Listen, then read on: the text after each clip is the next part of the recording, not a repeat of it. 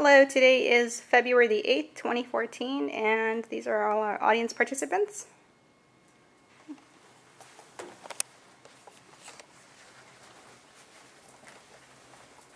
Hi, good afternoon. My name is Sonia Smith and I work in retail banking. And how many of you guys have recently heard what's going on in the news with Target? Anybody? No one? Okay. Well, I want to make this announcement that they recently posted on the news that Target had over 40 million credit and debit cards that were compromised due to a recent security breach in their system, that is Target's system. So we're going to have many customers coming in these doors very concerned about what's going to happen with their particular debit cards, credit cards, and how does that affect their financial information or what is actually going to happen to them there. So I want to just talk to you a little bit about what we can anticipate from them and how we can help ease their concerns and give them peace of mind before they walk out the doors again, okay? So first of all, we want to let them know that we are going to offer zero liability for their credit and debit card purchases.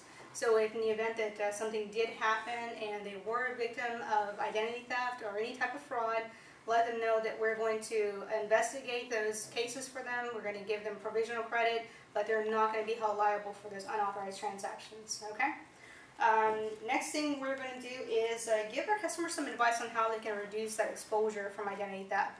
So notify them that, never to give their PIN numbers out to anybody, not even close family, close friends, close family members, things of that nature.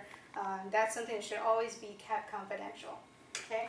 And also let them know that their financial statements, any documents they no longer need, advise them to shred those documents so that, nobody gets a hold of that information should they just happen to throw it away. Again, they're putting themselves out there.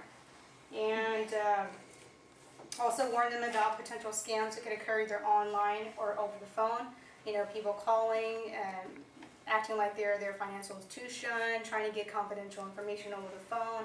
On the internet, there's a lot of phishing scams and things of that nature. So just warn them never to give confidential information, social security numbers, account numbers, telephone numbers, not to release that to anybody other than their financial institution. And that means they actually walk into the doors and sit down with one of their bankers or their tellers.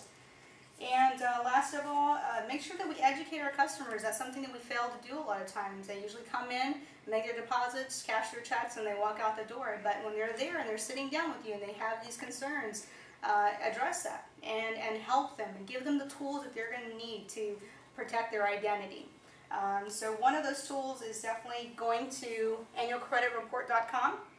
And this is a website that the card customers can go to get a free credit report. It is all through the Fair Credit Reporting Act. They're entitled to one free credit report from all 3 credit bureaus. Okay, great way to stay on top of their credit information. And if there's something that's not correct, let them know how they can go about disputing with the credit bureaus and get that information corrected. Okay.